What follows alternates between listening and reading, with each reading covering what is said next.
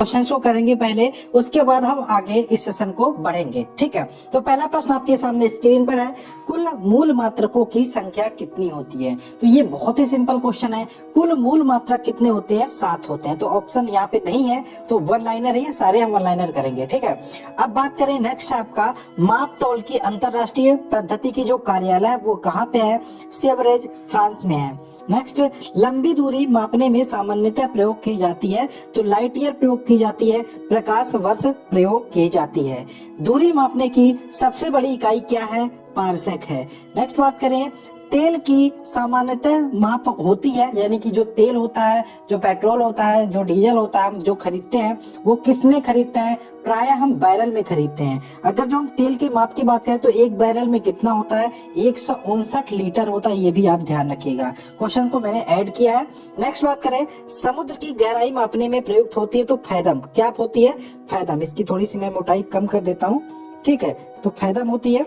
Next बात करें, अगर जो हम यहाँ पे एक प्रकाश वर्ष, एक लाइट ईयर बराबर कितना होता है? तो एक प्रकाश वर्ष की बात करें तो 9.48 गुणे 10⁻15 मीटर होता है। अगर जो हम इसको किलोमीटर, यानी कि अगर जो आपके ऑप्शन में किलोमीटर में आ गया तो 9.4 गुणे 10⁻12 किलोमीटर हो जाएगा। दोनों ध्यान रखिएगा। ठीक, आगे बढ़े, एक पारसेक बराबर कितना होता है? दूरी की सबसे बड़ी जो इकाई होती है वो पारसेक ही होती है। अगर जो पारसेक को कंपेयर करें लाइट ईयर से, यानी कि प्रकाश वर्ष से, तो एक पारसेक बराबर होता है 3.26 प्रकाश वर्ष या 3.26 लाइट ईयर।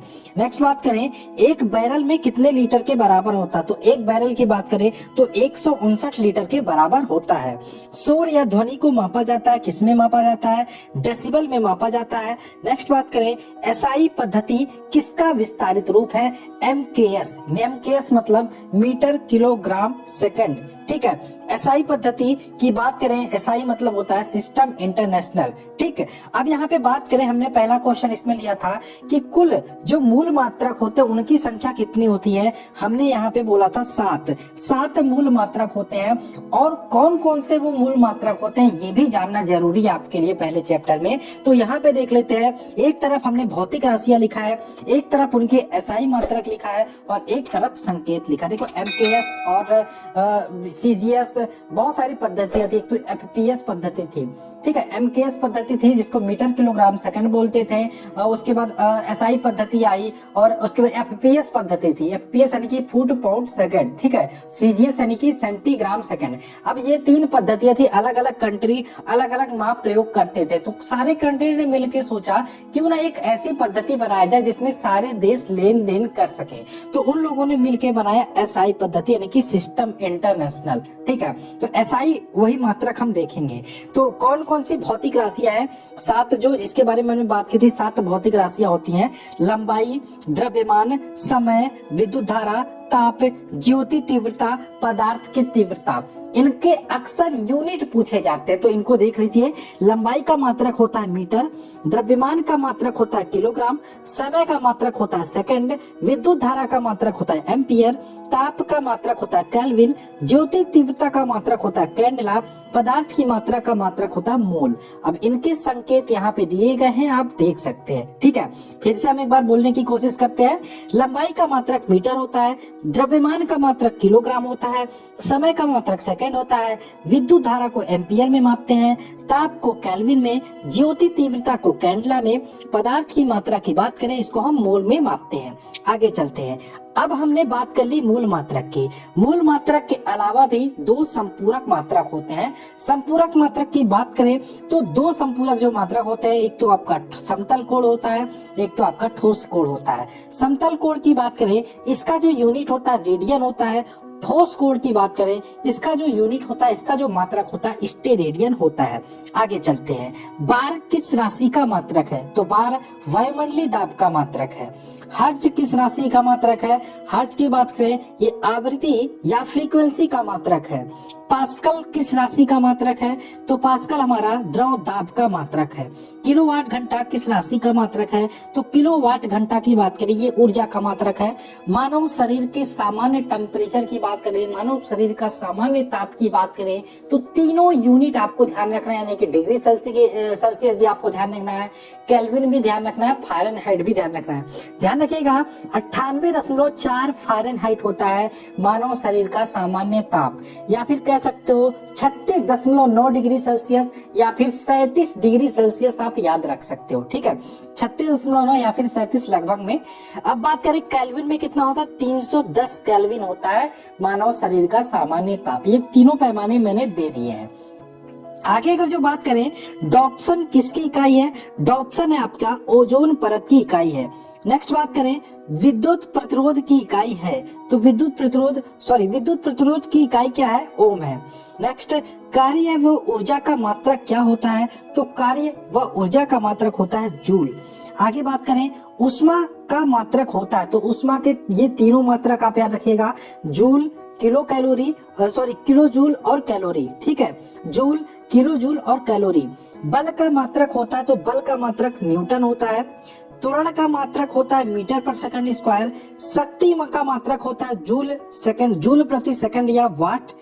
एक अश्व शक्ति के बराबर आपसे पूछे कितने वाट के बराबर, तो एक अश्व शक्ति आपका होता है 746 वाट के बराबर होता है। लेंस की क्षमता की बात करें किसमें मापी जाती है? तो डायोप्टर में मापी जाती है। आगे कुछ और यूनिट है, इनको देख लेते हैं। विद्युत धारा को हम एम्पियर में मापते हैं, विद्युत ऊर्जा को किलोवाट घंटा में मापते हैं, विद्युत प्रतिरोध को ओम में मापते हैं। ये सारे क्वेश्चन पूछे गए हैं, ध्यान रखिएगा। विद्युत आवेश की बात करें कूलाम में मापते हैं, विद्युत विभव को वोल्ट में मापते हैं, विद्युत धारिता को फैराडे, विद्युत भूकंप की तीव्रता किससे मापते हैं? आप ध्यान रखिएगा रिएक्टर पैमाने पर मापते हैं। यंत्र की बात करें तो सिस्मोग्राफ नामक यंत्र होता है, उससे मापते हैं। अगर जो आपसे पूछे 1 न्यूटन कितने डाइन के बराबर होता है, तो 1 न्यूटन 10⁵ डाइन के बराबर होता है। और 1 जूल में कितने अर्ग होते हैं? 1 जूल में 10⁻7 अर्ग होते हैं। अब हम आते हैं कुछ महत्वपूर्ण विमीय सूत्र को देख लेते हैं। विमीय सूत्र निकालना आपको आना चाहिए, यानी कि अगर जो आपको मात्रक याद है तो आप आसानी से विमीय सूत्र निकाल सकते हैं। ठीक है, खैर हम इसके बारे में डिस्कस नहीं करेंगे क्योंकि वीडियो थोड़ा लंबा हो जाएगा। हम सीधा विमीय सूत्र को देखते चलेंगे। क्षेत्रफल की बात करें, इसका लंबाई गुणे चौड़ाई होता है। लंबाई को यल से, चौड़ाई को भी हम जो यूनिट के हिसाब से देखो तो यल से ही डिनोट करेंगे, यानी कि क्षेत्रफल का जो यूनिट हो जाएगा एल स्क्वायर हो जाएगा। ठीक है, आयतन का विमा की बात हो रही है, यल स्क्वायर हो जाएगा। आयतन की विमा की बात करें इसका यल की होगा। वेग व चाल दोनों की विमा की बात करें समान होता है, तो LT⁻⁻1 वेग व चाल की विमा होती है। त्वरण की बात करें तो त्वरण का होता है LT⁻2, यानी कि वेग परिवर्तन बटे समय त्वरण होता है। तो वेग परिवर्तन यानी कि यहाँ पे वेग की विमा आ जाएगी, समय नीचे आ जाएगा, समय जब ऊपर आएगा T⁻1 होगा, यानी कि T⁻1 T⁻2 हो जाएगा, यानी कि LT⁻2 ये हो जाएगा। नेक्स्ट बात करें बल का विमा कई बार पूछा गया है, तो MLT⁻2 होता है। नेक्स्ट बात करें कार्य के विमा की बात करें तो ML² T⁻2 होता है। शक्ति के विमा की बात करें ML² T⁻3। घनत्व की विमा क्या होती है? ML⁻3। कभी कभी अगर जो T⁻0 दे दे तो ये T⁻0 कुछ भी नहीं होता, अगर जो 0 दे दे तो वहां का मतलब वो है ही नहीं। ठीक है, वो आपको फंसाने के लिए एग्जामिनर दे देता है। अब बात करें गतिज ऊर्जा, स्थितिज ऊर्जा, बल आघूर्ण, तीनों की विमा समान होती है, ML² T⁻2 होता है। नेक्स्ट बात करें दाब का विमा ML⁻1 T⁻2। प्रतिबल की विमा की बात करें ML⁻1 T⁻2। विकृति की विमा की बात करें L⁻0। और पृष्ठतनाव की बात करें MT⁻2 और गुप्त ऊष्मा की बात करें L² T⁻2 इसकी विमा होती है। आइए चले हम नेक्स्ट चैप्टर पे चलते हैं। गति यानी कि मोशन के चैप्टर को हम डिस्कस करेंगे यहाँ पे। तो इसमें आपको पता है कि सबसे इंपॉर्टेंट अदिश और सदिश राशियां ये पूछा जाता है, और मैंने एक वीडियो बनाया था जिसमें मैंने ये ट्रिक बताई थी कि अदिश और सदिश कैसे याद रख सकते हो।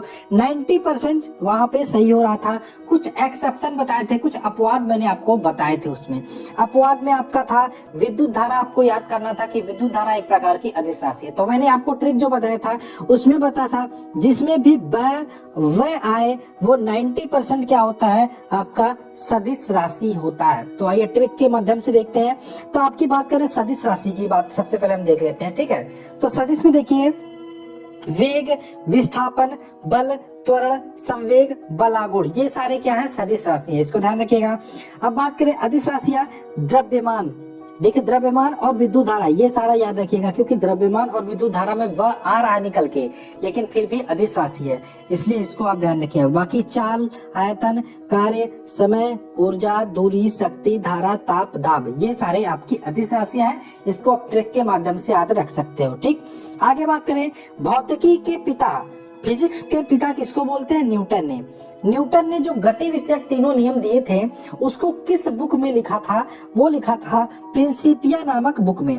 आगे बात करें न्यूटन का प्रथम नियम क्या कहता है, तो ध्यान रखिएगा न्यूटन के प्रथम नियम को हम जड़त्व का नियम भी बोलते हैं। प्रथम नियम के हिसाब से बात करें, कोई वस्तु विराम अवस्था में है तो विराम अवस्था में रहने की कोशिश करेगी, और अगर जो कोई वस्तु गति की अवस्था में है तो वह गति की अवस्था में रहने की कोशिश करेगी जब तक उस पर कोई एक्सटर्नल फोर्स या बाह्य बल न लगाया जाए। और न्यूटन के प्रथम नियम को ही हम यहाँ पे गैलीलियो का नियम या जड़त्व का नियम भी बोलते हैं। आगे चले, न्यूटन के किस नियम से हमें बल की परिभाषा मिलती है, जब भी ये क्वेश्चन पूछे तो ध्यान रखना न्यूटन के हमें प्रथम नियम से हमें बल की परिभाषा मिलती है। आगे चले, न्यूटन का द्वितीय नियम, न्यूटन का द्वितीय नियम F बराबर ma होता है, यानी कि बल बराबर द्रव्यमान गुणे त्वरण, ये वाला फॉर्मूला हमें न्यूटन के सेकंड लॉ से मिलता है। तो न्यूटन के सेकंड नियम की बात करें, किसी वस्तु पर कार्य करने वाले बल का मान वस्तु के द्रव्यमान तथा वस्तु में उत्पन्न त्वरण के गुणनफल के यहाँ पे बराबर होता है, ठीक है। आप देख सकते हैं बल बराबर द्रव्यमान गुणे त्वरण। नेक्स्ट बात करें, न्यूटन के कौन से नियम से क्रिया प्रतिक्रिया का नियम पता चलता है, न्यूटन के थर्ड या तृतीय नियम से हमें यह पता चलता है।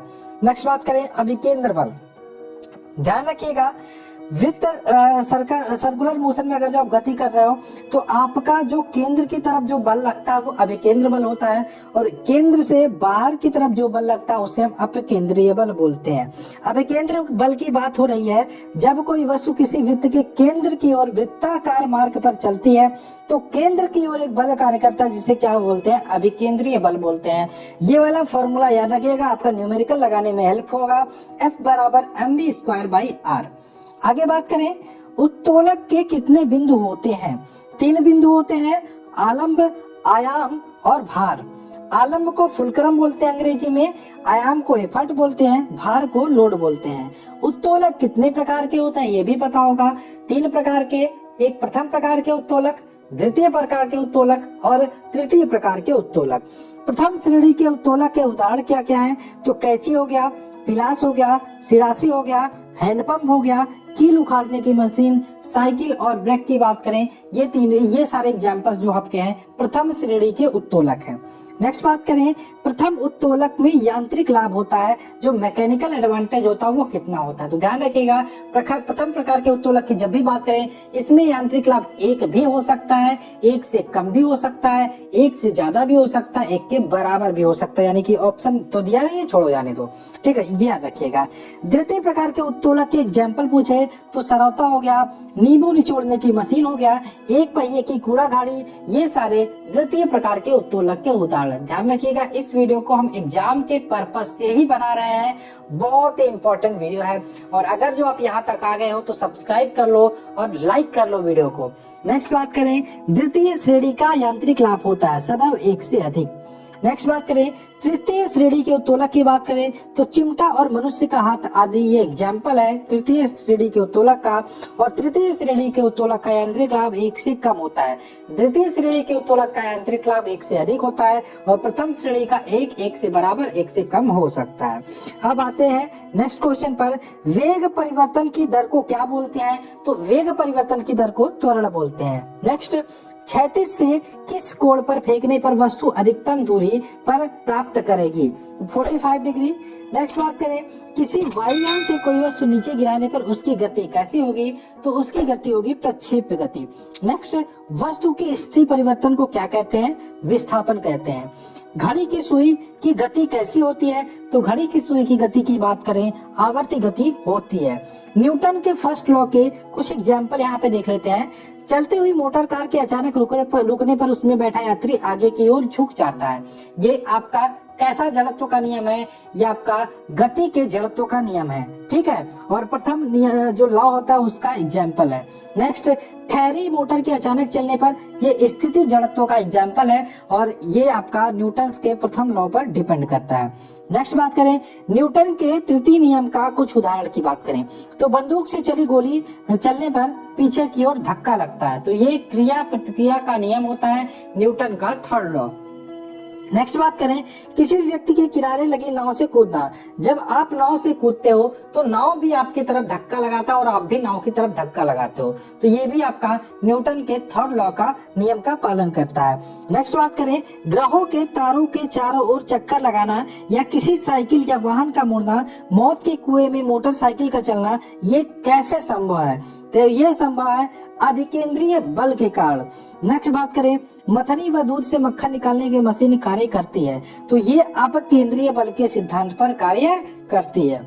आगे चले, नेक्स्ट चैप्टर हमारा है कार्य, ऊर्जा और शक्ति, यानी कि वर्क, एनर्जी एंड पावर। तो इसमें बात कर लेते हैं ऊर्जा। ऊर्जा किसे कहते हैं? तो किसी वस्तु के कार्य करने की क्षमता को उस वस्तु की ऊर्जा कहते हैं।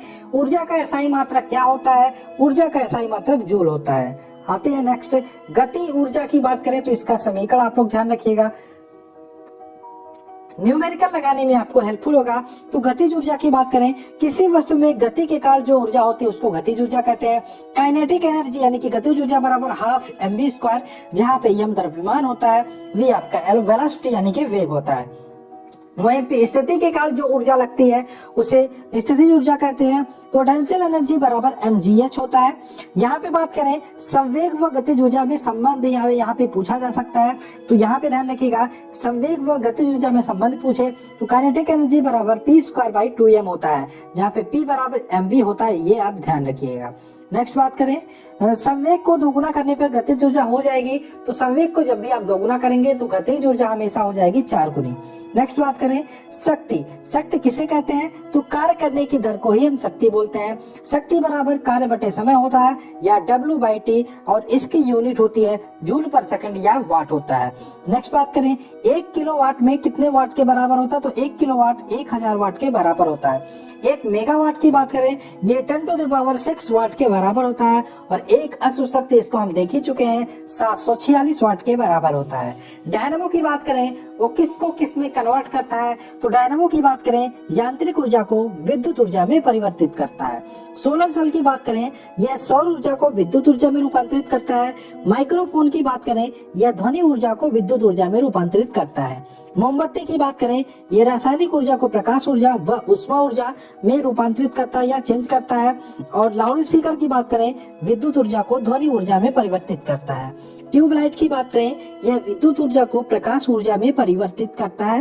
नेक्स्ट बात करें, क्वेश्चन नंबर 16 है इस चैप्टर का, विद्युत बल्ब क्या करता है? विद्युत बल्ब की बात करें, विद्युत ऊर्जा को प्रकाश ऊर्जा व उष्मा ऊर्जा में परिवर्तित करता है। विद्युत, ये ऑप्शन पे डिपेंड है कि प्रकाश ऊर्जा पूछा जाए या एक ही आएगा, ठीक। विद्युत सेल की बात करें, यह रासायनिक ऊर्जा को विद्युत ऊर्जा में परिवर्तित करता है। सितार की बात करें, यह यांत्रिक ऊर्जा को ध्वनि ऊर्जा में परिवर्तित करता है। वॉशिंग मशीन की बात करें, अपकेंद्रण के सिद्धांत पर यह कार्य करता है। हवाओं में कैसी ऊर्जा होती है? तो हवाओं में गतिज ऊर्जा होती है। नेक्स्ट, सड़क पर चलने की अपेक्षा बर्फ पर चलना क्यों कठिन है? ध्यान रखिएगा, बर्फ में सड़क की अपेक्षा कम घर्षण होती है, इसलिए सड़क पर चलने की अपेक्षा बर्फ पर चलना कठिन है। आगे चलते हैं, नेक्स्ट हमारा टॉपिक है ग्रेविटेशन यानी कि गुरुत्वाकर्षण। तो गुरुत्वाकर्षण में देखते हैं, पहला प्रश्न है आपका, पृथ्वी तल से पलायन वेग का मान कितना होता है? तो 11.2 किलोमीटर पर सेकंड होता है। नेक्स्ट बात करें, भू स्थिर उपग्रह का पलायन वेग का आवर्तकाल कितना होता है? 24 घंटे। नेक्स्ट, यदि किसी पिंड को 11.2 किलोमीटर प्रति सेकंड के वेग से फेंका जाए तो वह पिंड पृथ्वी पर कभी नहीं लौटेगा, इसको ध्यान रखिएगा। ठीक है, तो यहाँ पे ध्यान रखिएगा, ये आपका 11.2 किलोमीटर पर सेकंड ये वेग होता है किसी वस्तु को पृथ्वी के गुरुत्वाकर्षण जो क्षेत्र है उससे बाहर फेंकने के लिए। ठीक है, पलायन वेग ये मान होता है। ठीक है, आगे बात करें, अगर हम एक पत्थर को चांद से पृथ्वी पर लाए तो क्या बदल जाएगा? उसका भार बदल जाएगा, क्योंकि पृथ्वी पर अपेक्षा जो भार होता है वो 1/6 होता है। ग्रेविटेशन होता है वो 1/6 होता है। ठीक, नेक्स्ट बात करें, जी का मान क्या होता है? तो कैपिटल जी का मान 6.67 यानी कि 6.67 गुणे 10 पे घाते -11 न्यूटन मीटर स्क्वायर प्रति किलोग्राम स्क्वायर होता है।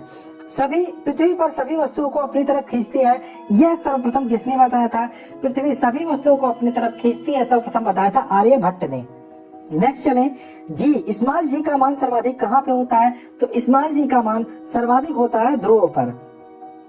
स्मॉल जी का मान न्यूनतम कहाँ होता है? तो ये होता है भूमध्य रेखा पर। और जी का मान शून्य कहाँ होता है? पृथ्वी के केंद्र पर। सूर्य पर किसी वस्तु का भार पृथ्वी की अपेक्षा होगा, ध्यान रखिएगा, ये 28 गुना होगा। और चंद्रमा पर किसी वस्तु का भार पृथ्वी की अपेक्षा कितने गुना होगा? 1/6 गुना होगा। नेक्स्ट, पृथ्वी का एकमात्र प्राकृतिक उपग्रह की बात करें तो चंद्रमा पृथ्वी का एकमात्र प्राकृतिक उपग्रह है। नेक्स्ट बात करें, जब लिफ्ट ऊपर की ओर जाती है तो क्या प्रतीत होता है? तो जब लिफ्ट ऊपर की ओर जाती है तो पिंड का भार या व्यक्ति का भार बढ़ा हुआ प्रतीत होता है। नेक्स्ट, जब लिफ्ट नीचे की तरफ आती है तो ध्यान रखिएगा, लिफ्ट में पिंड का भार, जब लिफ्ट नीचे आएगी तो पिंड का भार या व्यक्ति का भार घटा हुआ प्रतीत होता है। नेक्स्ट, जब लिफ्ट एक समान वेग से ऊपर नीचे गति करे तो क्या प्रतीत होगा? तो व्यक्ति का भार या पिंड का भार में कोई परिवर्तन नहीं होगा। नेक्स्ट, सबसे दूरस्थ ग्रह कौन सा है? तो वरुण या नेपच्यून। नेक्स्ट, किसी ग्रह के चारों ओर परिक्रमा करने वाले पिंड को क्या कहते हैं? तो उपग्रह बोलते हैं या सैटेलाइट बोलते हैं। नेक्स्ट, किसी उपग्रह का कक्षीय वेग होता है, तो उपग्रह का कक्षीय वेग यानी कि यहाँ पे ऑर्बिटल वेलोसिटी होती है √GRE। नेक्स्ट बात करें, किसी उपग्रह का पृथ्वी तल से पलायन वेग क्या होता है? तो एस्केप वेलोसिटी की बात करें तो √2GRE होता है एस्केप वेलोसिटी। अगर जो आपसे यहाँ पे पूछे, ध्यान रखिएगा, ठीक है, यहाँ पे एस्केप वेलोसिटी और यहाँ पे कक्षीय वेग और यहाँ पे पलायन वेग में संबंध, तो आप ये याद रख सकते हो, तो एस्केप वेलोसिटी बराबर √2 जो होता है आपका ऑर्बिटल वेलोसिटी। ठीक है, यानी कि VE बराबर √2V0, ये आपका क्या होता है? ये आपका संबंध होता है कक्षीय वेग और पलायन वेग में। ठीक है, आगे चले, पलायन वेग हमेशा कक्षीय वेग का कितना होता है? तो √2 गुना होता है। पेंडुलम तीव्र गति से चलती है, कब चलती है?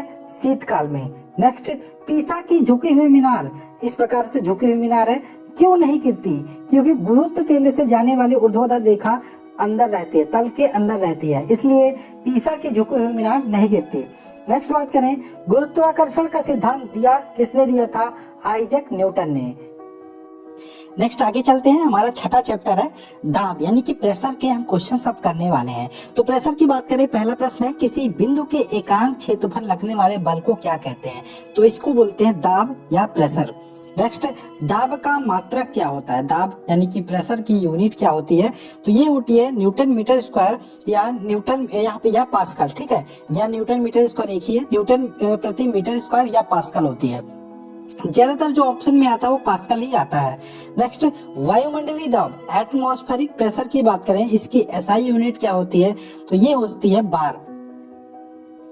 नेक्स्ट है बार के बारे में हमने देखा, तो एक बार इज इक्वल टू क्या होता है? एक बार के बराबर किसके बराबर होता है? तो एक बार की बात करें तो एक बार बराबर होता है 10⁵ न्यूटन प्रति मीटर स्क्वायर। नेक्स्ट, पृथ्वी की सतह से ऊपर जाने पर वायुमंडलीय दाब पर क्या फर्क पड़ता है? तो पृथ्वी की सतह से ऊपर जाने पर वायुमंडलीय दाब क्या होता है? कम होता है। नेक्स्ट चलते हैं, वायुमंडलीय दाब किससे मापा जाता है? तो वायुमंडलीय दाब की बात करें, ये मापा जाता है बैरोमीटर से। नेक्स्ट, बैरोमीटर का पाठ्यांक जब एकाएक नीचे गिरता है तो क्या आने की संभावना होती है? आधी आने की संभावना होती है। और बैरोमीटर के पाठ्यांक की बात करें, जब धीरे धीरे नीचे गिरता है तो वर्षा होने की संभावना होती है। और बैरोमीटर के पाठ्यांक की बात करें, जब धीरे धीरे ऊपर चढ़ता है तो दिन साफ रहने की संभावना होती है। नेक्स्ट बात करें, hydraulic lift, hydraulic pump, hydraulic brake, ये किस सिद्धांत या किस नियम पर कार्य करते हैं? तो ये कार्य करते हैं पास्कल के नियम पर। नेक्स्ट बात करें, द्रव दाब किस पर डिपेंड करता है? द्रव दाब किस पर निर्भर करता है? तो यह निर्भर करता है पात्र की आकृति जिसमें वह द्रव रखा गया है। नेक्स्ट, बांध की दीवारें नीचे की तरफ चौड़ी बनाई जाती हैं क्योंकि ताकि वह गहराई के साथ साथ बढ़ने वाले दाब को सहन कर सके।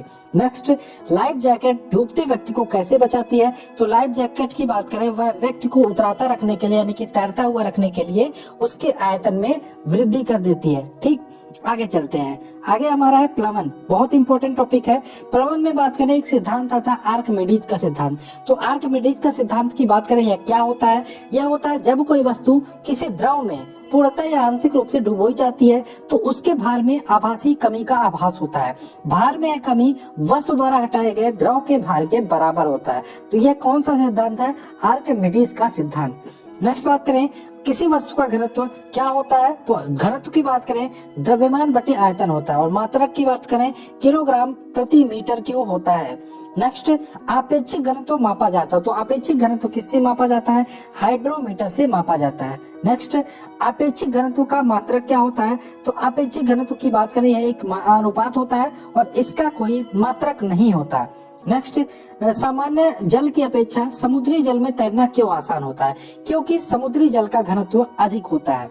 नेक्स्ट, जब बर्फ समुद्र में तैरती है तो इसका कितना भाग ऊपर दिखाई देता है? ध्यान रखिएगा, जब बर्फ तैरती है तो यहाँ पे अगर जो वाटर है तो सिर्फ एक भाग ऊपर दिखाई देता है, उसका लगभग 9 भाग नीचे दिखाई देता है, यानी कि 1/10 भाग आपका ऊपर दिखाई देता है।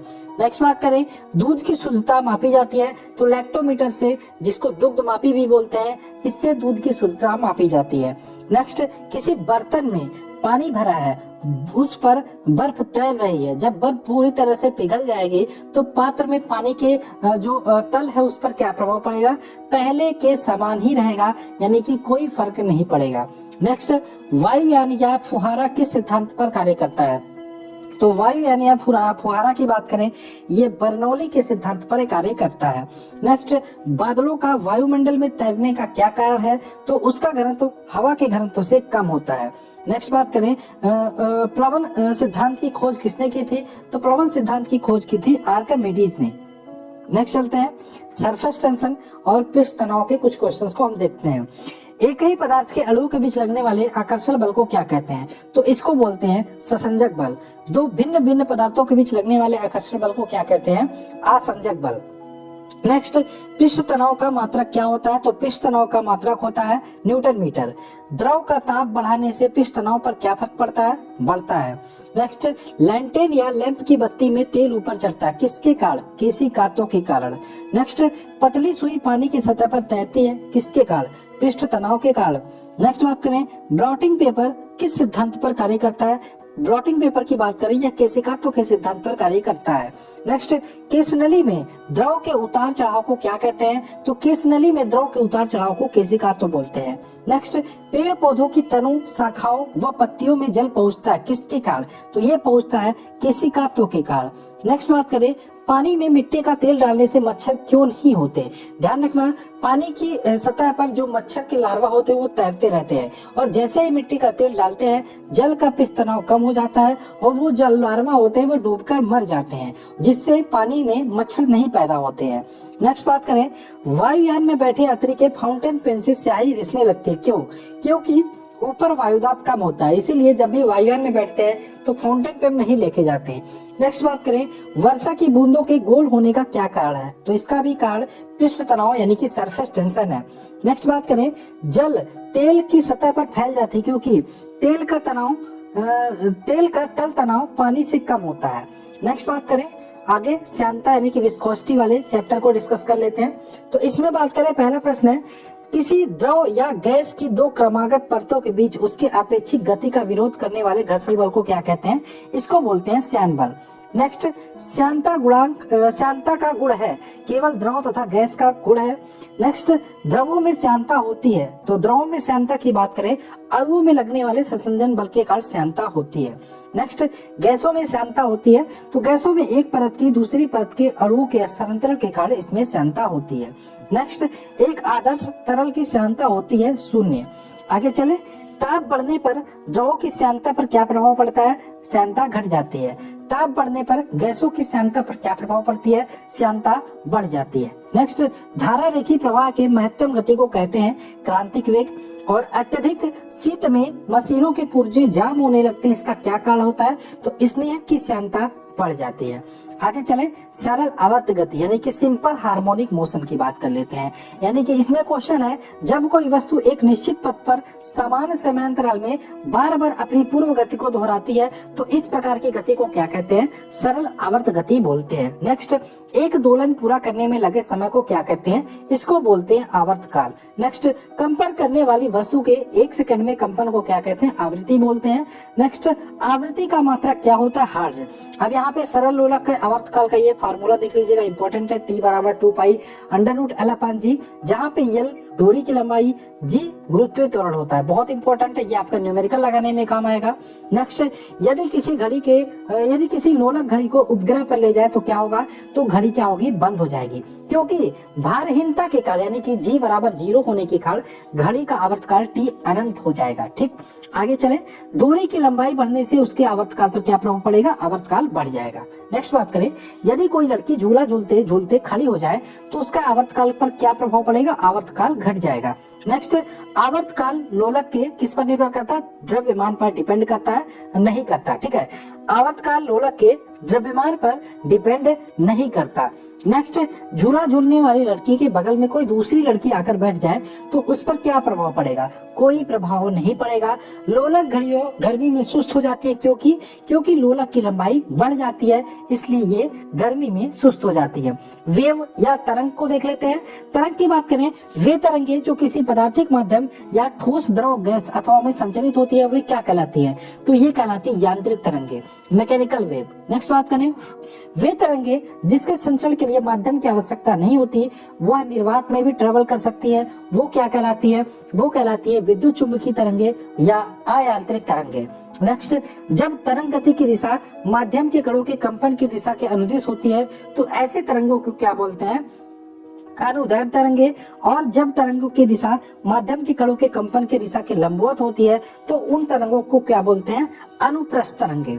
नेक्स्ट, ध्वनि तरंग की बात करें, किस प्रकार के तरंग का एग्जाम्पल है? तो ध्वनि तरंग एक प्रकार का यांत्रिक तरंग है या अनुदैर्ध्य तरंग है, तो अनुदैर्ध्य यांत्रिक तरंग कह सकते हैं। नेक्स्ट बात करें, विद्युत चुंबकीय तरंगों की अवधारणा किसने प्रस्तुत की? मैक्सवेल ने। नेक्स्ट, विद्युत चुंबकीय तरंगों के गुण होते हैं। क्या क्या गुण होते हैं? ये उदासीन होते हैं, ये अनुप्रस्थ होते हैं, प्रकाश के वेग से गमन करते हैं और इसके पास ऊर्जा व संवेग नहीं होता। नेक्स्ट बात करें, आयाम। आयाम क्या होता है? तो आयाम की बात करें, दोलन करने वाली वस्तु अपनी साम्य स्थिति के इधर उधर जितनी अधिक दूरी तय करती है वह वस्तु का दोलन का आयाम कहलाती है। ठीक, आयाम क्लियर हो गया। नेक्स्ट, तरंगों में तरंग चाल, तरंग दैर्ध्य व आवृत्ति यानी कि तरंग की चाल, तरंग दैर्ध्य, आवृत्ति के बीच संबंध को दर्शाती है। तो ध्यान रखिएगा, v बराबर n लैम्डा, यानी कि v आपका तरंग का चाल है, n आवृत्ति है, लैम्डा तरंग दैर्ध्य, यानी कि ये कह सकते हैं, अगर जो आपसे पूछे तरंग चाल, आवृत्ति और तरंग दैर्ध्य के बीच संबंध बताओ तो v बराबर n लैम्डा होता है। नेक्स्ट, कैथोड किरणें, कैनाल किरणें, अल्फा किरणें, बीटा किरणें, ध्वनि तरंगे, परासरव तरंगे। तो एक प्रकार का ध्यान रखिएगा, ये विद्युत चुंबकीय तरंगे नहीं है, तो इसको आप ध्यान रखिएगा। नेक्स्ट, गामा किरणों की खोज किसने की थी? हेनरी बैकुरल ने। नेक्स्ट, गामा किरणें का उपयोग कहाँ किया जाता है? तो नाभिकीय अभिक्रिया व कृत्रिम रेडियोधर्मिता में। नेक्स्ट बात करें, एक्स किरणों की खोज किसने की थी? तो रॉन्टजन ने एक्स किरणों की खोज की थी, पूरा नाम है कॉनराड रॉन्टजन। नेक्स्ट, एक्स किरणों का उपयोग कहाँ होता है? तो चिकित्सा व औद्योगिक क्षेत्रों में एक्स किरणों का उपयोग होता है। रेडियो तथा टेलीविजन में उपयोग करते हैं दीर्घ रेडियो तरंगों को। दृश्य किरणों की खोज किसने की? न्यूटन ने। अवरक्त किरणों की खोज किसने की थी? हर्शल ने। ऐसी तरंगे जिनका ध्रुवीकरण नहीं होता कहलाती है अनुदैर्ध्य तरंगे। भूकंप के समय कौन सी तरंगे निकलती हैं? तो अपश्रव्य तरंगे निकलती हैं। रडार पर शत्रु के वायुयान का पता लगाया जाता है रेडियो तरंगों द्वारा। और सिटी स्कैन की बात करें के लिए प्रयुक्त तरंगे हैं एक्सरेज। बात करें एमआरआई का पूरा नाम भी ध्यान रखिएगा, मैग्नेटिक रेजोनेंस इमेजिंग मशीन में किस तरंग का प्रयोग होता है चुंबकीय तरंग का प्रयोग होता है। आगे चले, ध्वनि तरंगे व ध्वनि की चाल। नेक्स्ट बात करें, इसमें क्वेश्चन आपका पहला, ध्वनि तरंगे होती है तो ध्वनि तरंगों के बारे में हमने देखा अनुदैर्ध्य यांत्रिक तरंगे होती है। अपश्रव्य तरंगों की आवृत्ति होती है 20 हर्ट्ज से नीचे, इनको मनुष्य नहीं सुन सकता। श्रव्य तरंगों की बात होती है, इनका आवृत्ति होती है 20 से 20,000 हर्ट्ज, इनको मनुष्य सुन सकता है। और पराश्रव्य तरंगों की बात करें, ये इनकी आवृत्ति जो होती है 20,000 हर्ट्ज से ऊपर होती है। पराश्रव्य तरंगों को कौन कौन सुन सकता है? कुत्ता, बिल्ली और चमगादड़। नेक्स्ट बात करें, पराश्रव्य तरंगों का उपयोग कहाँ पे होता है? समुद्र की गहराई मापने में, संकेत भेजने में, दूध के अंदर हानिकारक जीवाणुओं को नष्ट करने में, गठिया रोग के उपचार में, ट्यूमर का पता लगाने में। नेक्स्ट, ध्वनि की चाल किस पर निर्भर करती है? तो ध्वनि की चाल माध्यम की प्रत्यास्थता व घनत्व पर निर्भर करती है। ध्वनि की चाल का क्रम है, यानी कि ध्वनि की चाल की बात करें तो ठोसों में सर्वाधिक होती है, उससे कम द्रव में होती है, उससे कम गैस में होती है। ठीक, ध्वनि की चाल वायु में कितनी होती है? 332 मीटर पर सेकंड। ध्वनि की चाल जल में कितनी होती है? 1483 मीटर पर सेकंड। और ध्वनि की चाल लोहे में बात करें तो 5130 मीटर पर सेकंड होती है लोहे में। नेक्स्ट, जब ध्वनि एक माध्यम से दूसरे माध्यम से जाती है तो क्या होता है? तरंग व चाल व तरंग दैर्ध्य बदल जाती है, आवृत्ति नहीं बदलती, यानी कि आवृत्ति वही रहती है, तरंग व तरंग दैर्ध्य बदल जाती है। नेक्स्ट बात करें, किसी माध्यम में ध्वनि की चाल निर्भर करती है चाल व तरंग दैर्ध्य पर। नेक्स्ट, दाब घटाने या बढ़ाने पर ध्वनि की चाल क्या होती है? अपरिवर्तित रहती है। नेक्स्ट, माध्यम का ताप बढ़ाने पर ध्वनि की चाल क्या होती है? बढ़ जाती है। ठीक, आगे चलते हैं। प्रतिध्वनि सुनने के लिए श्रोता व परावर्तक के बीच न्यूनतम दूरी होती है, कितनी होती है? 17 मीटर। नेक्स्ट, ध्वनि दिन की अपेक्षा रात में अधिक दूर तक सुनाई पड़ती है, क्यों? अपवर्तन के कारण। ठीक, नेक्स्ट बात करें, चंद्रमा पर दो व्यक्ति एक दूसरे की बातों को क्यों नहीं सुनते? क्योंकि वायुमंडल न होने के कारण ध्वनि का संचरण नहीं होगा, इसलिए चंद्रमा पर दो व्यक्ति एक दूसरे को नहीं सुन सकते। नेक्स्ट, मनुष्य के लिए मानक ध्वनि स्तर यानी कि कितनी ध्वनि स्तर जो होती है सुनने के लिए अच्छी होती है? तो 30 से 60 डेसिबल, इससे ज्यादा तो नुकसानदायक होगी। ठीक, आगे चलते हैं। WHO के अनुसार एक नगर के लिए सुरक्षित ध्वनि प्रदूषण स्तर होता है तो 45 डेसिबल। कितना? 45 डेसिबल। नेक्स्ट, ध्वनि का तारतम्य निर्भर करता है आवृत्ति पर। स्टेथोस्कोप कार्य करता है, यह ध्वनि के परावर्तन के सिद्धांत पर कार्य करता है। नेक्स्ट, उड़ते हुए वायुयानों की गति मापी जाती है डॉपलर प्रभाव द्वारा। नेक्स्ट, महिलाओं व बच्चों की आवाज पुरुषों से महीन व पतली होती है, क्यों? क्योंकि उनके गलों से निकली ध्वनि का तारतम्य अधिक होता है, तारतम्य अधिक होता है, इसलिए जो ध्वनि होती है, जो आवाज होती है वो पतली होती है। नेक्स्ट, वह तीव्रता जो ध्वनि प्रदूषण से कही जाती है, यानी कि 80 डेसिबल से अधिक अगर जो ध्वनि की तीव्रता है तो वह ध्वनि प्रदूषण कही जाएगी। ठीक, नेक्स्ट, पुल पर सैनिकों के ताल मिलाकर चलने से पुल टूटने का खतरा रहता है, क्यों?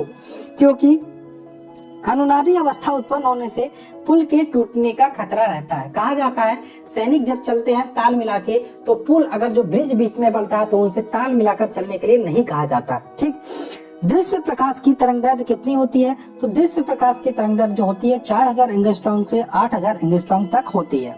आगे चले, हीट यानी कि उष्मा। उष्मा क्या है? तो उष्मा एक प्रकार की ऊर्जा होती है।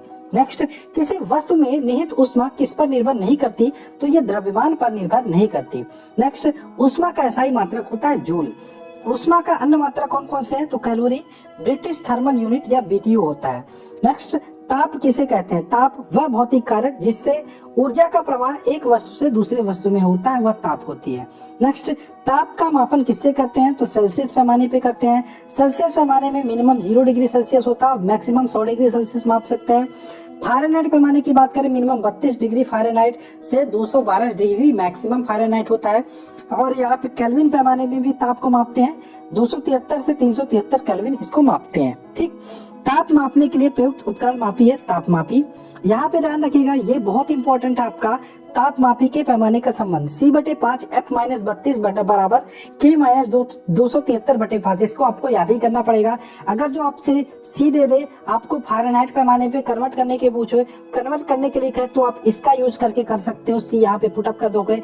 या F दे दे, आपसे कहे सेल्सियस पैमाने पे बताओ तो F यहाँ पे पुटअप कर दो। आपसे केल्विन पैमाने पे पूछे, आपको C दे दे तो आप इसका यूज करके निकाल सकते हो। ठीक, बहुत इंपॉर्टेंट है। C/5 F-32/9 बराबर K-273/5।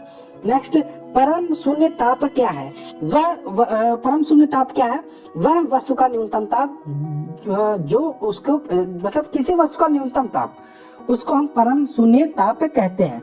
नेक्स्ट, सेल्सियस पैमाने व केल्विन पैमाने पर न्यूनतम ताप होता है तो -273 डिग्री सेल्सियस या होता है सेल्सियस पैमाने पर। केल्विन पैमाने पर 0 के न्यूनतम ताप होता है। ठीक, आगे चलें।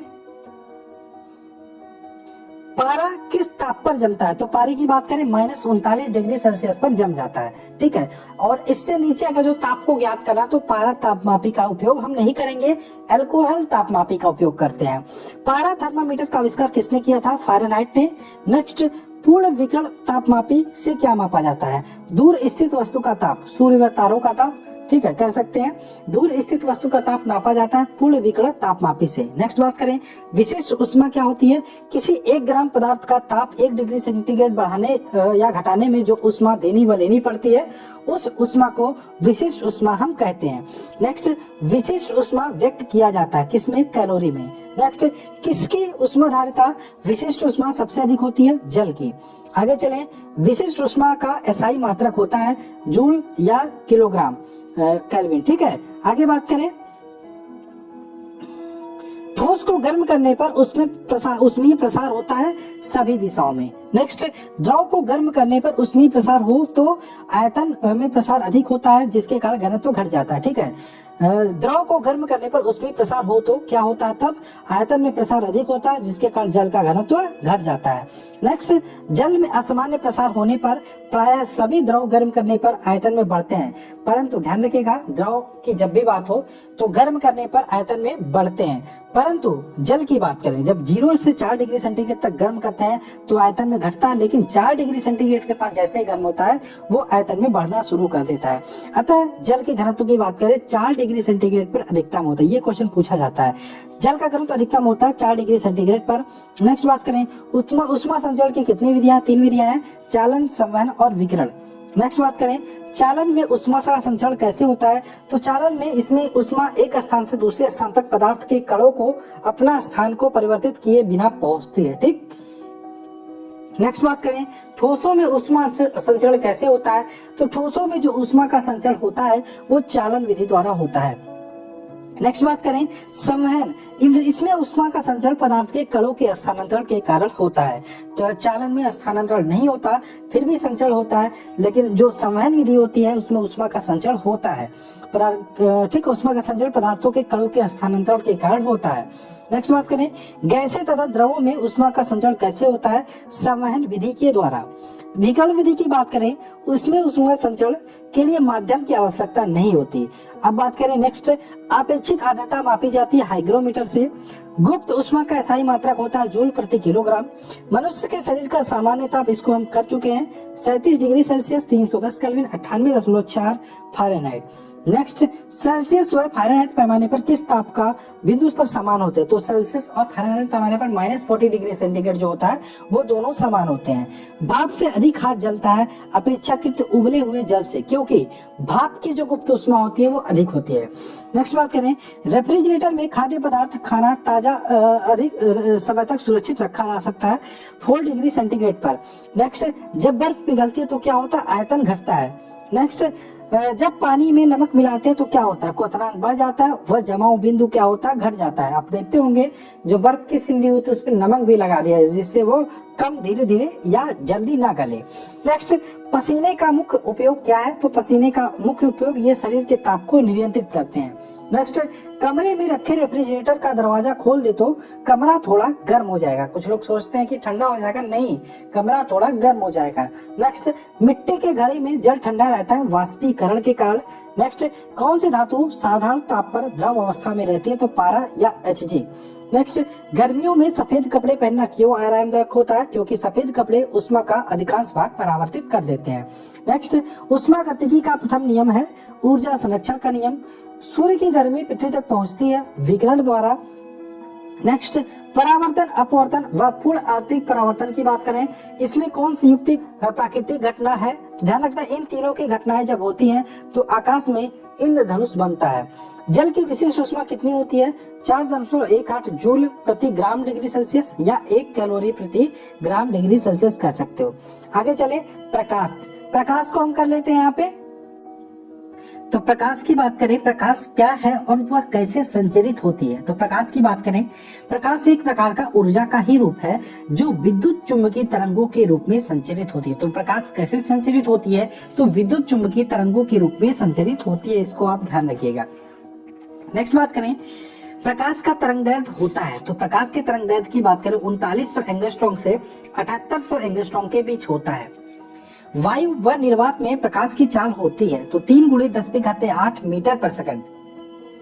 नेक्स्ट, सूर्य से पृथ्वी तक प्रकाश को आने में कितना समय लगता है? सूर्य से पृथ्वी तक प्रकाश को आने में 8 मिनट 16 सेकंड लगते हैं। प्रकाश के वेग की गणना सर्वप्रथम किसने की थी? रोमन ने की थी। नेक्स्ट बात करें, चंद्रमा के परावर्तित प्रकाश को पृथ्वी तक आने में कितना समय लगता है? 1.28 सेकंड। चंद्रमा को 1.28 सेकंड लगता है और सूर्य को बात करें, सूर्य के प्रकाश को पृथ्वी तक आने में 8 मिनट 16 सेकंड का समय लगता है। नेक्स्ट, वे वस्तुएं जो स्वयं के प्रकाश से प्रकाशित होती हैं वो क्या कहलाती हैं? प्रदीप्त वस्तुएं। और वे वस्तुएं जिनका स्वयं का प्रकाश नहीं होता, उन पर प्रकाश डालने पर वे प्रकाशित होते हैं या दिखाई देते हैं, वे कहलाती हैं अप्रदीप्त वस्तुएं। आकाश का रंग नीला दिखाई देता है किसके कारण? प्रकाश के प्रकीर्णन के कारण। नेक्स्ट बात करें, किस रंग का प्रकीर्णन सबसे अधिक होती है? तो बैंगनी रंग का प्रकीर्णन की बात करें सबसे अधिक होता है। नेक्स्ट, अंतरिक्ष व चांद से आकाश काला दिखाई देता, क्यों? क्योंकि प्रकीर्णन के कारण। नेक्स्ट बात करें, तारों का टिमटिमाना एवं वास्तविक दूरी से अधिक दूरी तक दिखाई देना किसका कारण है? तो अपवर्तन का कारण है। नेक्स्ट बात करें, जल के तल में पड़े सिक्के का अपने वास्तविक गहराई से ऊपर दिखना किसके कारण होता है? अपवर्तन के कारण। नेक्स्ट बात करें, मृग मरीचिका का बनना किसके कारण संभव है? ये होता है पूर्ण आंतरिक परावर्तन के कारण। नेक्स्ट बात करें, हीरे का चमकना व प्रकाश तंतु का कार्य करना किसका उदाहरण है? प्रकाश तंतु यानी कि ऑप्टिकल फाइबर की बात हो रही है, तो ये होता है प्रकाश के पूर्ण आंतरिक परावर्तन के कारण। नेक्स्ट, सुबह शाम सूर्य का लाल दिखाई देना किसका कारण है? प्रकीर्णन के कारण होता है। नेक्स्ट, पानी की सतह पर मिट्टी का तेल डालने पर उसका रंगीन दिखना किसके कारण होता है? ये होता है व्यतिकरण के कारण।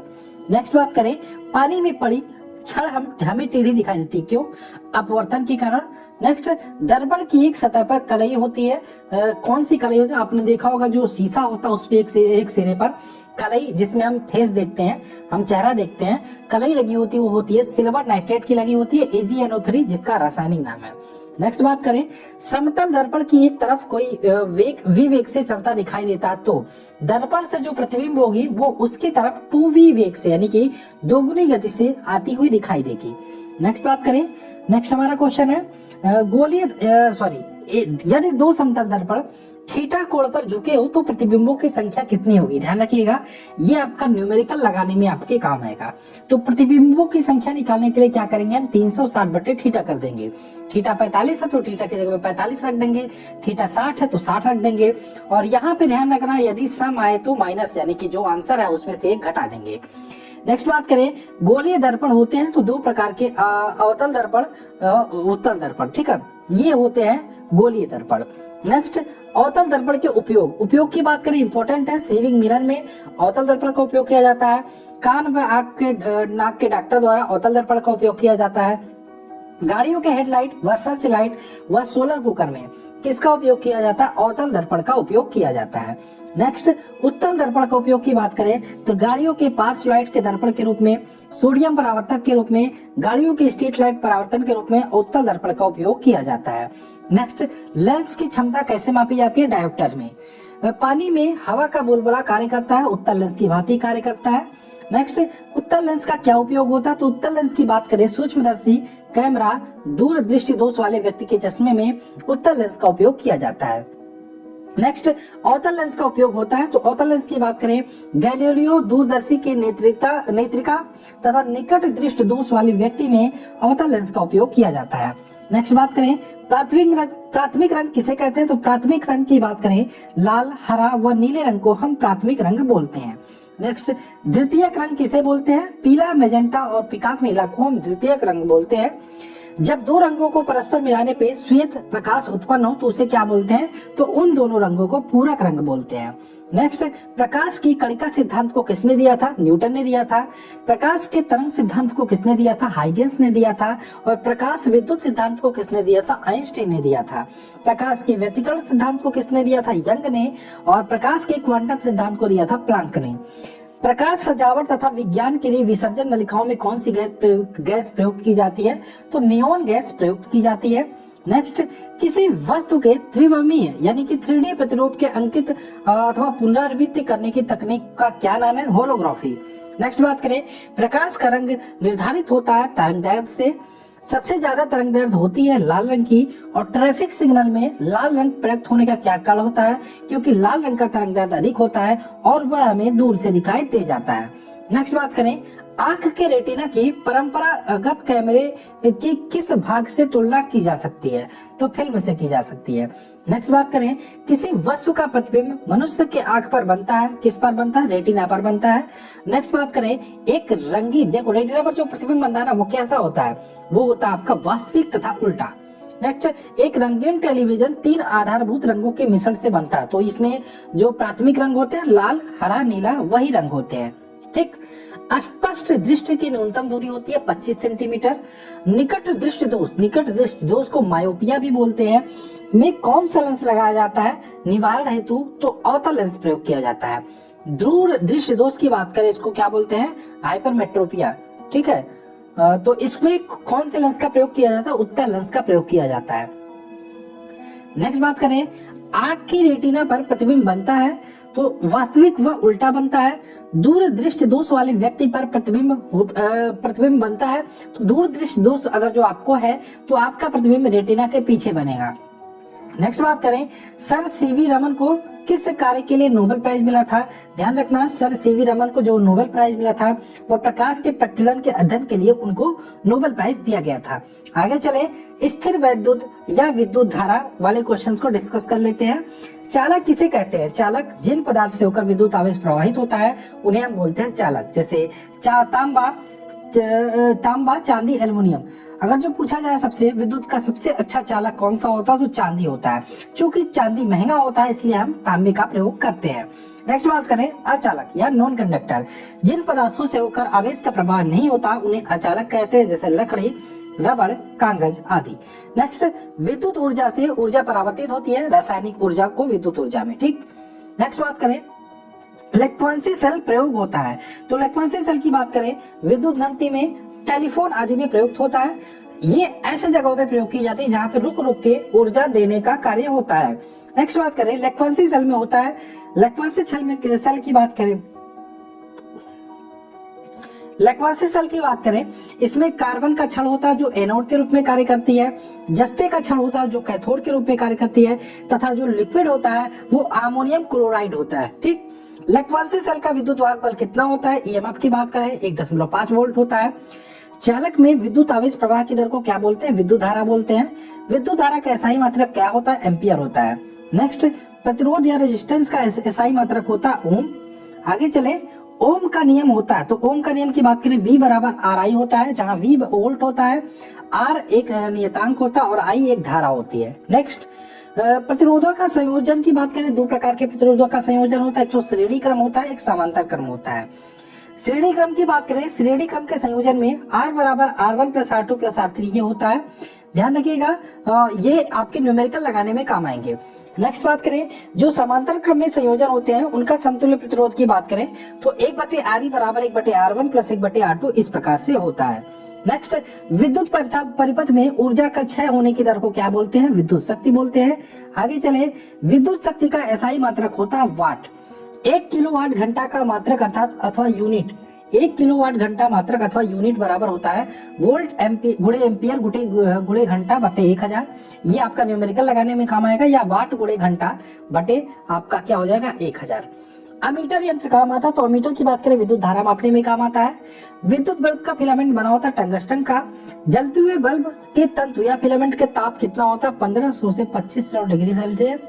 नेक्स्ट बात करें, फिलामेंट के रूप में टंगस्टन का प्रयोग होता है क्योंकि यह उच्च गलनांक का होता है और क्वथनांक तथा उच्च प्रतिरोध इसमें होता है। नेक्स्ट बात करें, विद्युत बल्ब में गैस भरी जाती है तो निष्क्रिय गैसें भरी जाती है, जैसे आर्गन, नाइट्रोजन, हीलियम, नियान। नेक्स्ट बात करें, घरेलू उपभोक्ताओं को किस वोल्टता की धारा प्राप्त होती है 220 वोल्ट। नेक्स्ट, बल्ब में निष्क्रिय गैस ही क्यों भरी जाती है, क्योंकि निष्क्रिय गैसों के अभाव में तंतु वाष्पित हो सकता है। नेक्स्ट बात करें, फ्यूज तार का गलनांक होता है तो कम होता है। ट्रांसफार्मर का कार्य क्या होता है, ट्रांसफार्मर का कार्य होता है प्रत्यावर्ती एसी को कम या ज्यादा करना। ठीक, एसी को डीसी में बदलता है रेक्टिफायर। नेक्स्ट, सौर सेल बनाने में प्रयुक्त धातु होती है सिलिकॉन, बहुत इंपॉर्टेंट होती है सिलिकॉन, जो सोलर प्लेट होती है उसको बनाने में उपयोग की जाती है। आदर्श वोल्ट मीटर का प्रतिरोध होता है अनंत। हीटर का तार किसका बना होता है नाइक्रोम का। विद्युत धारिता का मात्रक है फैराडे। आगे चले, फ्यूज का तार किसका बना होता है सीसी व टिन की मिश्र धातु का। किसमें विद्युत धारा की दिशा ज्ञात की जा सकती है गैल्वेनोमीटर के द्वारा। खोखले चालक का आवेश होता है शून्य। विद्युत मोटर का कार्य है विद्युत ऊर्जा को यांत्रिक ऊर्जा में बदलना है। और आदर्श अमीटर का प्रतिरोध होता है शून्य। सीएफएल की बात करें, पूरा नाम क्या होता है कॉम्पैक्ट फ्लोरोसेंट लैंप, इसका पूरा नाम ध्यान रखिएगा। घरों में उपयोग की जाती है। लेजर की बात करें, लेजर का पूरा नाम light amplification by stimulated emission of radiation. Laser के उपयोग की बात करें, आंखों के शल्य चिकित्सा में, नाभिकीय संलयन में, होलोग्राफी तकनीक में यूज होता है। 1 किलोवाट घंटा का मान होता है तो ध्यान रखिएगा बहुत इंपॉर्टेंट है, 3.6 × 10⁻⁶ जूल होता है। घरेलू परिपथों में तारों का संयोजन होता है समांतर क्रम में। आगे चले, आगे है चुंबकत्व वाला चैप्टर देख लेते हैं। प्राकृतिक चुंबक होता है तो लोहे का ऑक्साइड जो होता है Fe3O4, ये एक प्रकार का प्राकृतिक चुंबक होता है। कृत्रिम चुंबक किससे बनाया जाता है तो लोहा, इस्पात, कोबाल्ट आदि से कृत्रिम चुंबक बनाया जाता है। चुंबक को क्षैतिज लटकाने पर वो ठहरती है हमेशा उत्तर दक्षिण दिशा में। नेक्स्ट बात करें, चुंबकीय क्षेत्र की तीव्रता का मात्रक होता है न्यूटन प्रति एम्पियर मीटर अथवा वेबर प्रति मीटर स्क्वायर, या टेस्ला भी हम प्रयोग करते हैं। लौह चुंबकीय पदार्थ का उदाहरण है लोहा, निकेल, कोबाल्ट, इस्पात आदि लौह चुंबकीय पदार्थ के उदाहरण होते हैं। नेक्स्ट, अन्य चुंबकीय पदार्थ के उदाहरण होते हैं तो platinum, chromium, sodium, aluminium, oxygen आदि अन्य चुंबकीय पदार्थ के उदाहरण होते हैं।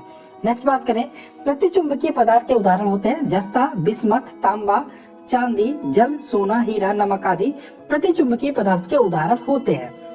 अस्थायी चुंबक बनाने में प्रयुक्त होता है तो नर्म लोहे को हम प्रयोग करते हैं। अस्थायी चुंबक बनाने में प्रयुक्त होता है इस्पात। नेक्स्ट बात करें, लोहे का क्यूरी ताप होता है 780 डिग्री सेल्सियस। नेक्स्ट, पृथ्वी का चुंबकीय क्षेत्र लगभग कितना होता है 1 गॉस। नेक्स्ट बात करें, मुक्त रूप से लटकी हुई चुंबकीय सुई का अक्ष भौगोलिक अक्ष के साथ कितना कोण बनाती है 180 डिग्री का। यदि किसी चुंबक का तीसरा ध्रुव हो तो वह कहलाता है अतिरिक्त ध्रुव। नेक्स्ट बात करें, विषुवत रेखा पर नति कोण का मान होता है 0 डिग्री सेल्सियस। चुंबकीय फ्लक्स का मात्रक होता है वेबर। विद्युत चुंबक बनाने में सामान्यतः प्रयोग होता है लोहा।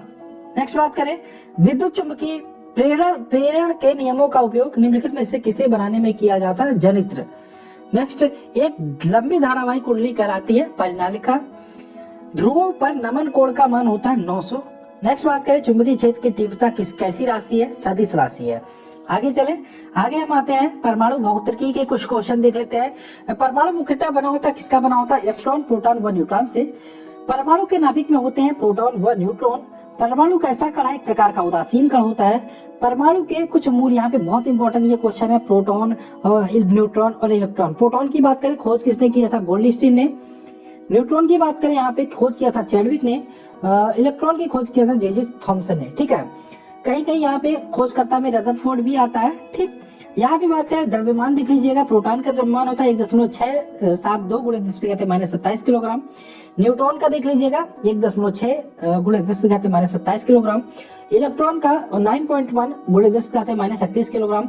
न्यूट्रॉन की बात करें, ये आवेश 0 होता है इसका, और यहाँ पे जो प्रोटॉन होता है उस पर पॉजिटिव आवेश होता है और इलेक्ट्रॉन पर नेगेटिव आवेश होता है। ठीक, खोजकर्ता आपने देख लिया। कैथोड किरणें पैदा की जा सकती है केवल गैस का प्रयोग करके। कैथोड किरणें होती है ऋणात्मक व अदृश्य, और कैथोड किरणों का वेग होता है प्रकाश के वेग का 1/10 गुना होता है। ठीक, आगे चले रेडियो सक्रियता व नाभिकीय विखंडन के क्वेश्चन को देख लेते हैं। रेडियो सक्रियता की खोज की थी हेनरी बैकुलर व मैडम क्यूरी, इन दोनों ने मिलकर की थी। रेडियम की खोज की थी रॉबर्ट पियरे व मैडम क्यूरी ने। रॉबर्ट पियरे व मैडम क्यूरी ने। सबसे अधिक वेधन क्षमता किसकी होती है? गामा किरणों की।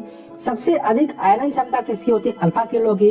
नेक्स्ट, रेडियो सक्रियता के दौरान निकलने वाले किरणों की पहचान सर्वप्रथम किसने की थी? रदरफोर्ड ने। द्रव्यमान ऊर्जा समीकरण किसने दिया था? आइंस्टीन ने। और द्रव्यमान ऊर्जा समीकरण की बात करें E बराबर mc² होता है, जहां m द्रव्यमान c प्रकाश का वेग होता है। आइंस्टीन को नोबेल प्राइज मिला था 1921 में। सर्वप्रथम नाभिकीय विखंडन किसने दिया था? तो स्ट्रॉसमैन और हॉर्न ने। रिएक्टर में ईंधन के रूप में प्रयोग होता है यूरेनियम 235 और प्लूटोनियम 239। रिएक्टर में मंदक के रूप में प्रयोग होता है भारी जल या ग्रेफाइट। नेक्स्ट, रिएक्टर में नियंत्रक छड़ के रूप में प्रयोग करते हैं कैडमियम या बोरान की छड़। नाभिकीय रिएक्टर के उपयोग की बात करें तो नाभिकीय ऊर्जा से विद्युत ऊर्जा प्राप्त करने में इसका उपयोग किया जाता है। नाभिकीय संलयन के उदाहरण होते हैं सूर्य एवं तारों से प्राप्त ऊर्जा एवं प्रकाश के स्रोत में। रेडियो सक्रियता की इकाई क्या होती है? क्यूरी। रेडियोधर्मी पदार्थ उत्सर्जित होता है अल्फा बीटा और गामा कण उत्सर्जित करता है। ठीक, अल्फा बीटा और गामा कणों की खोज की थी रदरफोर्ड ने। आगे चलें, अब आते हैं हमें प्रमुख भौतिक संबंधी खोजों के बारे में देख लेते हैं किसने किया था। बहुत इंपॉर्टेंट है ये वाले टॉपिक। इलेक्ट्रॉन की बात करें जे थॉमसन ने। न्यूट्रॉन चैडविक ने। परमाणु की बात करें खोज किसने किया? जॉन डाल्टन ने। ठीक, गति विषयक नियम किसने दिया था? न्यूटन ने दिया था। रेडियम की खोज की थी मैडम क्यूरी ने। विद्युत चुंबकीय प्रेरक की बात करें किसने खोजा था? माइकल फैराडे ने। एक्स किरणों की बात करें इसने रॉन्टजन ने, विलियम रॉन्टजन ने यहाँ पे खोजा था। प्रकाश विद्युत प्रभाव की बात करें अल्बर्ट आइंस्टीन ने यहाँ पे 1905 में खोजा था। वर्ष कोई इतना इंपॉर्टेंट नहीं है, लेकिन जो खोज है वो इम्पोर्टेंट है। फोटोग्राफी की बात करें धातु में जे निप्से ने खोजा था। फोटोग्राफी फिल्म की बात करें जॉन कॉर्बेट ने। विद्युत प्रतिरोध के नियम को किसने दिया? ओम ने दिया था। तापायनिक उत्सर्जन की बात करें एडिसन ने खोजा था। ट्रायोड वॉल की बात करें फॉरेस्ट ने खोजा था। विद्युत अपघटन के नियम की बात करें फैराडे ने। और डायनामाइट को खोजा था अल्फ्रेड नोबल ने। आगे चले, प्रोटॉन की खोज किसने की? रदरफोर्ड। परमाणु बम की बात करें ऑटो हॉर्न ने। परमाणु संरचना किसने दिया था? नील बोहर व रदरफोर्ड ने।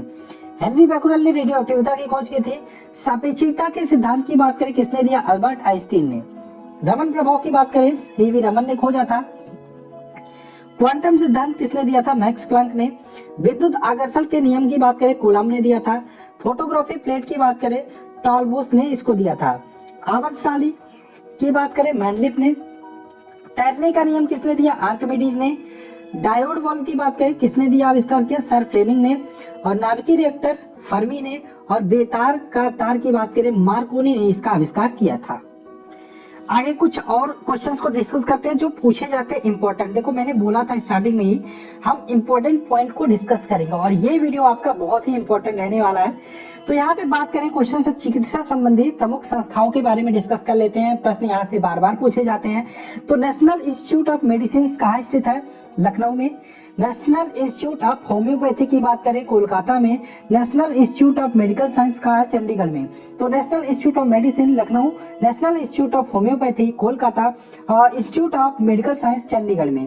ट्यूबरकुलोसिस रिसर्च सेंटर कहाँ है? टीबी के लिए रिसर्च सेंटर आपका चेन्नई में है। नेशनल ब्रेन रिसर्च सेंटर कहाँ पे है? गुड़गांव में। मलेरिया रिसर्च सेंटर की बात करें दिल्ली में है। और Indian council of medical research centre की बात करें ये आपका नई दिल्ली में है। All India institute of medical sciences यानी कि एम्स की बात करें नई दिल्ली में। सेंट्रल ड्रग रिसर्च इंस्टीट्यूट की बात करें ये कहाँ पे है? लखनऊ में। नेशनल इंस्टीट्यूट की बात करें ये आपका लखनऊ में है। ठीक, आगे चलें। अब आते हैं कृषि और पशुपालन संबंधित प्रमुख संस्थाएं की बात करें तो यहाँ पे गन्ना प्रजनन केंद्र की बात करें तो ये आपका कोयम्बटूर में है। केंद्रीय चावल अनुसंधान संस्थान की बात करें ये आपका कटक में है।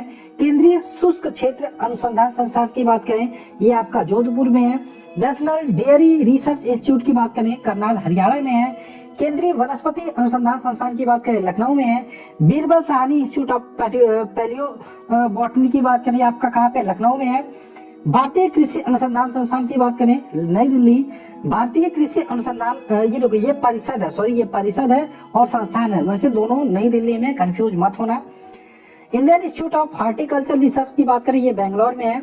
इंडियन लाख इंस्टीट्यूट की बात करें, लाख रिसर्च इंस्टीट्यूट, ये आपका रांची झारखंड में है।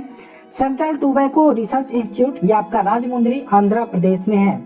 अब आते हैं विभिन्न विज्ञान की प्रमुख शाखाएं, बहुत इंपॉर्टेंट है, इसको हम डिस्कस कर लेते हैं। तो यहाँ पे एक तरफ शाखा, एक तरफ आपका अध्ययन।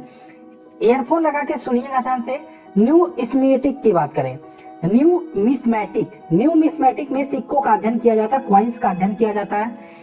एकोसिस्टिक्स की बात करें, एकॉस्टिक्स होता है, सॉरी एकॉस्टिक्स, ध्वनि का अध्ययन किया जाता है एकॉस्टिक्स के अंतर्गत।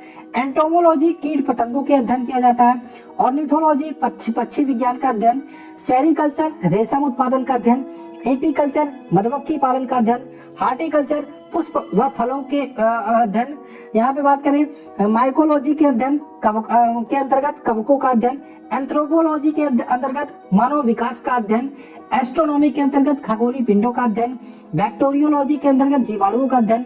क्रोमेटोलॉजी के अंतर्गत फूलों के रंगों का अध्ययन। कॉर्मोग्राफी के अध्ययन अंतर्गत नक्शा बनाने की कला का अध्ययन किया जाता है। डर्मेटोलॉजी, त्वचा रोगों का अध्ययन किया जाता है डर्मेटोलॉजी के अंतर्गत। इथोलॉजी के अंतर्गत बात करें जीवों के प्रजातियों व गुणों का अध्ययन। और ओनिरोलॉजी के अंतर्गत स्वप्नों का अध्ययन। जीनेटिक्स के अंतर्गत वंशानुगत गुण का अध्ययन। कॉस्मोलॉजी के अंतर्गत समस्त ब्रह्मांड का अध्ययन। और नेफ्रोलॉजी के अंतर्गत किया जाता है गुर्दा का अध्ययन। न्यूरोलॉजी के अंतर्गत मस्तिष्क के रोगों का अध्ययन।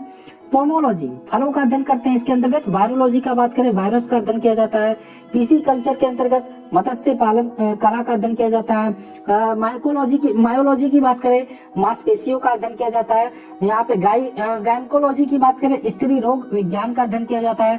कार्डियोलॉजी आप यहाँ पे रिलेट करके पढ़ सकते हो, जैसे स्त्री का प्रॉब्लम होता है तो गायनकोलॉजी को खोजते हो, हृदय का प्रॉब्लम होता है तो आप कार्डियोलॉजिस्ट के पास जाते हो।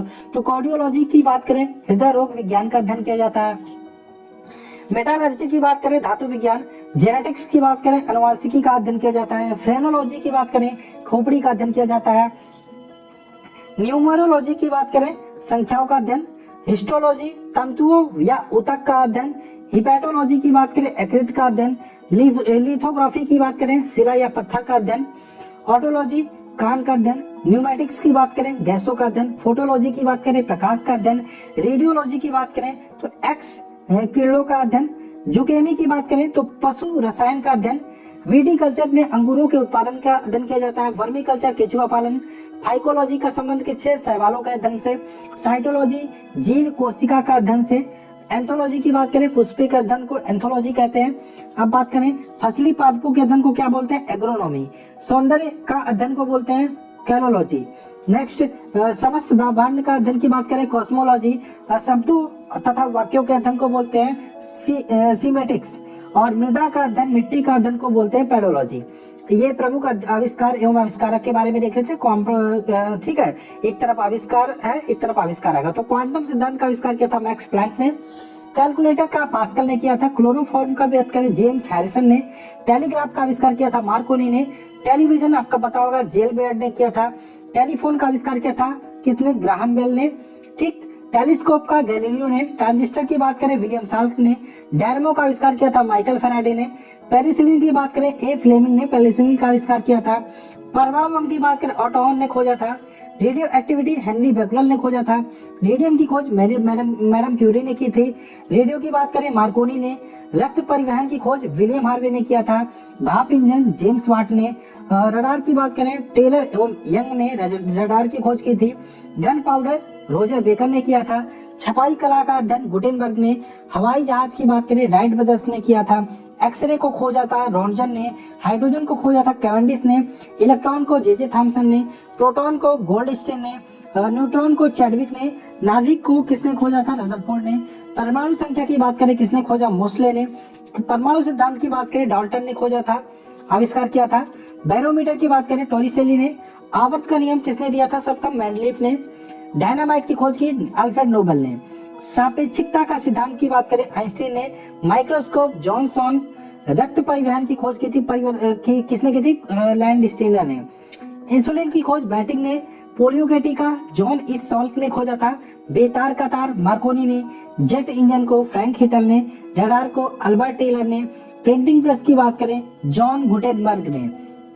आगे चले, माइक्रोस्कोप की बात करें जेड जॉनसन ने। प्रेशर कुकर को किसने खोजा था? डेनिस सेपेपी ने। कॉस्मिक किरणें की बात करें विक्टर हेस ने। टेलीस्कोप हैंस लैप्रेसी ने। एसी मोटर की बात करें निकोला टेस्ला ने खोजा था। क्रोनोमीटर की बात करें जॉन हैरिसन इसके आविष्कारक थे। अब यहाँ पे कुछ और उपकरण है, इनके कार्य देख लेते हैं। अल्टीमीटर की बात करें ऊंचाई मापा जाता है। बैरोमीटर से वायुमंडलीय दाब मापा जाता है। कार्डियोग्राम से हृदय की गति। हाइड्रोमीटर की बात करें द्रव का अपेक्षिक घनत्व मापने के काम आता है। मैनोमीटर गैसों के दाब मापने के काम आता है। रेन गेज वर्षा को मापा जाता है, कितना वर्षा हुआ। रिएक्टर स्केल से भूकंप की तीव्रता मापी जाती है। लैक्टोमीटर से दूध की शुद्धता। फेदोमीटर की बात करें समुद्र की गहराई मापी जाती है। एनीमोमीटर से बात करें हवा की शक्ति तथा गति मापी जाती है। हाइग्रोमीटर की बात करें वायुमंडल की आर्द्रता मापने के काम आती है। सिस्मोग्राफ भूकंप मापी यंत्र होता है। सेक्सटेंट की बात करें यह आकाशीय पिंड की कोणीय दूरी की मापी जाती है इससे, ठीक। अमीटर की बात करें विद्युत धारा की माप की जाती है। ओडोमीटर की बात करें पहियों द्वारा तय की गई दूरी मापी जाती है। कैस्कोग्राफ की बात करें पौधों की वृद्धि मापी जाती है इससे। नेक्स्ट गैल्वेनोमीटर की बात करें विद्युत धारा की प्रबलता मापने के काम आती है। सिस्फोमेनोमीटर की बात करें रक्त दाब मापने के काम आती है। स्फिग्नोमेनोमीटर पायरोमीटर की बात करें उच्च ताप मापी जाती है। हाइड्रोफोन की बात करें पानी में ध्वनि की मापी जाती है इससे। टैकोमीटर वायुयान तथा मोटर बोटों की गति मापने के काम आती है। थर्मोस्टेट की बात करें ताप को नियंत्रित करने के काम आती है। गायरोस्कोप की बात करें घूमती वस्तु को गति मापने के काम आती है। स्टेथोस्कोप की बात करें हृदय और फेफड़े की गति सुनने में काम आती है। डायलिसिस की बात करें गुर्दे खराब होने की अवस्था में रक्त शोधन में रक्त के शुद्धिकरण में डायलिसिस की प्रक्रिया काम आती है। रेडिएटर की बात करें वाहनों के इंजन को ठंडा रखने में काम आती है। जाइलोफोन ध्वनि उत्पादन में इसका उपयोग किया जाता है। पिपेट की बात करें पिपेट यहाँ पे द्रव की निश्चित मात्रा मापने में यह काम आता है। पेसमेकर हृदय स्पंदन में। क्रोमोमीटर की बात करें जलयानों का सही समय का पता लगाने में। नेक्स्ट बात करें सही पता लगाने में क्रोमोमीटर का उपयोग किया जाता है। साइट्रोटन की बात करें कृत्रिम मौसम का निर्माण उपयोग करने में यह किया जाता है। पाइकोमीटर दूर की वस्तु का ताप मापने में पाइकोमीटर का उपयोग किया जाता है। स्ट्रोबोस्कोप की बात करें आवर्तित गति कर रही वस्तुओं का वेग मापने में स्ट्रोबोस्कोप का प्रयोग किया जाता है। डिक्टाफोन की बात करें तो बातचीत रिकॉर्ड करने तथा पुनः सुनने में डिक्टाफोन का उपयोग किया जाता है। एक्यूमुलेटर की बात करें विद्युत ऊर्जा संग्रह करने में। कंप्यूटरेट की बात करें विद्युत धारा की दिशा बदलने में। ओडोमीटर की बात करें गाड़ी द्वारा तय की गई दूरी अभिलिखित करने में ओडोमीटर का उपयोग किया जाता है। कार्ब्यूरेटर की बात करें इंजन में पेट्रोल व वायु के निश्चित भाग मिलाने में कार्ब्यूरेटर का उपयोग किया जाता है। ग्रेवोमीटर की बात करें जल में उपस्थित तेल क्षेत्रों का पता लगाने में ग्रेवोमीटर का उपयोग किया जाता है। अब ये वाला है चिकित्सा संबंधी प्रमुख खोजें, इसको भी हम कर लेते हैं। डायबिटीज की खोज की थी, डायबिटीज के टीके की खोज बेंटिंग ने की थी। आरएनए की खोज किसने की थी? जेम्स वाटसन तथा आर्थर हग ने। डीएनए की खोज की थी जेम्स वाटसन तथा क्रिक ने। गर्भ निरोधक गोलियों की खोज की थी पिनकस ने। रक्त ट्रांसफ्यूजन की खोज की थी कार्ल लैंडस्टीनर ने। इंसुलिन की खोज की थी बैटिंग तथा बेस्ट ने। हैजा के टीके की खोज की थी रॉबर्ट कोच ने। टीबी के टीके की खोज की थी कीटाणु की खोज रॉबर्ट कोच ने। मलेरिया की कीटाणु की खोज की थी रोनाल्ड रॉस ने। टाइफाइड की कीटाणु की खोज की थी इवर्थ ने। पेचिस एवं प्लेग के कीटाणु की खोज की कीटाजारो ने। ठीक, चेचक के टीके को खोजा था एडवर्ड जेनर ने। बीसीजी के टीके को खोजा था यूरिन कामेट ने। कालाजार बुखार की बात करें यूएन ब्रह्मचारी। हृदय प्रत्यारोपण को प्रथम किसने किया? क्रिश्चियन बनार ने। और बात करें बेरी रोग की चिकित्सा किसने खोजा था? आइजक मैन ने। डीडीटी जो टीका है इसको किसने खोजा था? डॉक्टर पाल मूलर ने। अल्ट्रा किरणों की खोज किसने की थी? पिनमैन ने।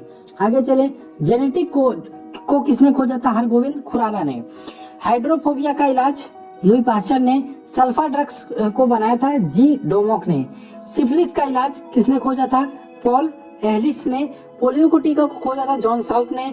रक्त परिवहन की खोजकर्ता कौन थे? William Harvey. बैक्टीरिया की खोज किसने की थी? लीवनहॉक ने। होम्योपैथी चिकित्सा के जनक माने जाते हैं हनीमैन। और एंटीसेप्टिक सर्जरी के जनक माने जाते हैं जोसेफ लिस्टर। नेक्स्ट है क्लोरोफॉर्म की बात करें जेम्स हैरिसन ने खोजा था। स्टेथोस्कोप की बात करें लेनक ने खोजा था। पेनिसिलिन की खोज की थी अलेक्जेंडर फ्लेमिंग ने। एस्पिरिन की खोज की थी ट्रेजर ने। आयरन लंग्स की खोज की थी फिलिप ड्रिंकर ने। स्ट्रेप्टोमाइसिन की बात करें खोजा था मैक्समैन ने, कुष्ठ रोग की जीवाणु की खोजा था हैंसन ने, कीटाणु सिद्धांत को दिया था सर्वप्रथम लुई पास्चर ने, और डिप्थीरिया रोग को खोजा था यहाँ पे क्लेबज और लोफलर ने, उत्परिवर्तनवाद का सिद्धांत दिया था सर्वप्रथम ह्यूगो डी ब्रेज ने।